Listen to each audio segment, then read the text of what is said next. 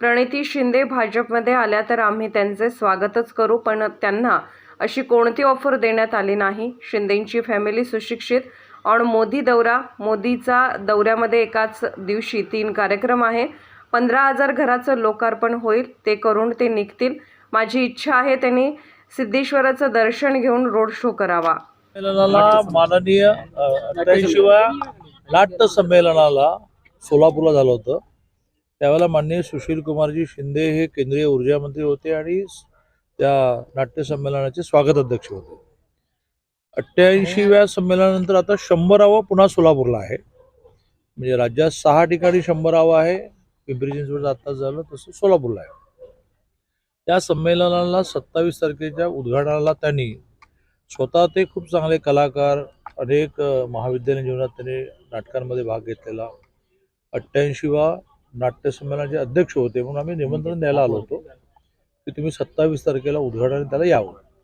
त्या व्यतिरिक्त कुठलाही राजकीय विषय नाही. खरं तर आज सकाळपासून आपण देखील पाहिलं असेल की सुशील कुमार शिंदे यांनी असं जाहीरपणे वक्तव्य केलेलं की मला भाजपकडून ऑफर आलेली आहे. 2019 ला त्यांनी असंच विधान केलेलं होतं. कसं पाहते पक्ष याकडे? नाही, अशी असं आहे की अधिकृतपणे तर 19लाही नाही आणि आताही नाही कोणी त्यांना ऑफर दिली नाही.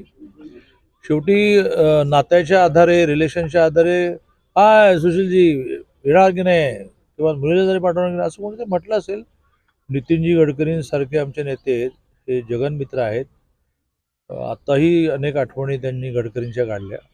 तर त्यातले समजा कोणी म्हणाला असेल तर ती काय राजकीय भेट म्हणता येणार नाही किंवा ती काय राजकीय ऑफर म्हणता येणार नाही.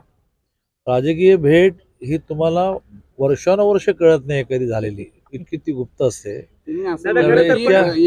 इतक्या जाहीरपणे मी आलो आणि सगळे नाट्य संमेलनाचे पदाधिकारी बरोबर घेऊन आलो. ते प्युअरली नाट्य संमेलनाचा विषय होता.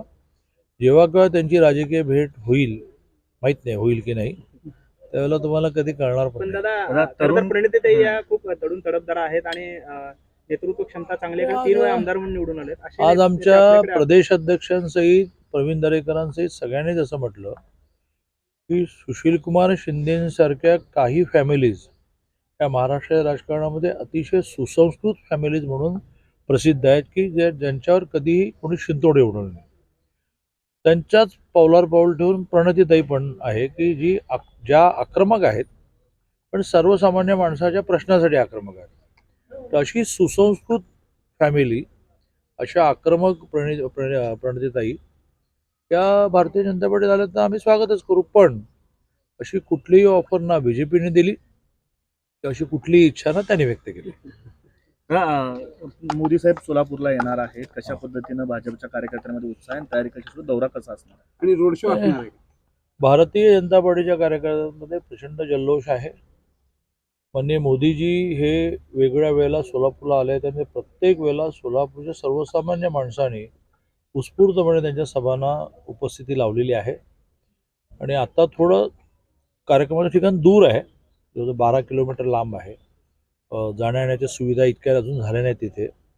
तरीही पूर्ण जो मंडप आहे, जो 1 लाख संख्येचा हा मंडप जो आहे तो भरेल. याचं कारण पूर्ण जिल्ह्याभरातून लोक उत्स्फूर्तपणे सकाळपासून येऊन आपापले सीट पकडणार. तर आशिष देशमुख असं म्हणतात की काँग्रेसचे 2 माजी मुख्यमंत्री भाजपमध्ये प्रवेश करणार आहेत. आपण कशा पद्धतीने बघता या विधान? कुमार शिंदे मला माहितीच नाही. म्हणजे आशिष देशमुख असं म्हणाले हे पण माहिती नाही, कारण माझे राज्याचे अध्यक्ष चंद्रशेखरजी बावनकुळेजी सकाळपासून सोलापुरात होते. आम्ही एकत्रच आलो पुण्याहून. ते आत्ता गेल्यानंतर मी जरा मोकळा झालो. त्यामुळे अशा प्रकारच्या बातम्या ज्या आहेत, आशिष देशमुख असं म्हणाले, संजय राऊत तसं म्हणाले, असं मी आता थोडं शांतपणे बसून बघितल्यानंतरच तुम्हाला सांगू शकेन. आशिष देशमुखांना कोण विचारेन, अरे कुठले 2 माजी मुख्यमंत्री असं विचारेन. पण त्या 2 माजी मुख्यमंत्र्यांमध्ये सुशील कुमार शिंदे नक्कीच नाहीत. मोदींचा दौरा कसा असेल की मिनिट टू मिनिट चालेल? आता तरी असं वाटतंय की त्यांना एका दिवशी 3 कार्यक्रम आहेत आणि वेगवेगळ्या राज्यात आहेत. पुढचा कार्यक्रम मला वाटतं त्यांचं बंगलोरमध्ये आहे. तर बहुधा ह्या 15,000 घरांचं लोकार्पण त्यांचं खूप दिवस पेंडिंग होतं, कार्यक्रम पेंडिंग होता. तेवढ्या करून ते लगेच जातील असं माझं मत आहे.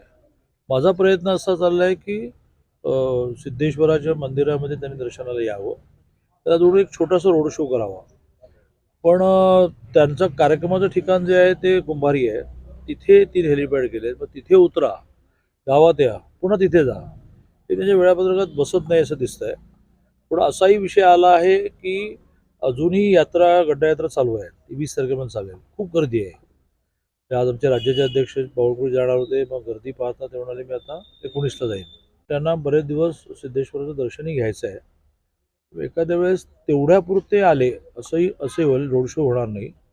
पण अजूनही काहीच आम्ही आमचा प्रस्ताव मांडायचा असतो. दिल्लीहून अजूनही हे टाइम टेबल आलं. किती, एक तास? 10:30 ते 12 1.5 तास ते आहे. त्याच्यात ते पाहणी पण करणार ना, एक फ्लॅट ते पाहणार.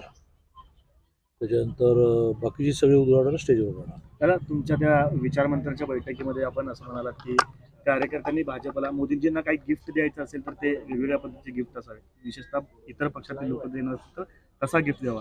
काय नेमकं याच्यातून मी नाही म्हटलं. बावनकुळेजी म्हणाले बावनकुळे. असं काही नाही, गिफ्ट नाही, मिळेल का ह्या दौऱ्यामध्ये मोदीजींना? नाही, आणि मोदीजींच्या दौऱ्यामध्ये मोदीजींना गिफ्ट द्यावं एवढं मोठं काही गिफ्ट मला समोर दिसत नाही. पण मोदीजींनी प्रत्येक वेळेस ज्या वेळेस ते सोलापूर आहे त्यावेळेस प्रत्येक वेळेस आम्हाला गिफ्ट दिलंय सोलापूरला.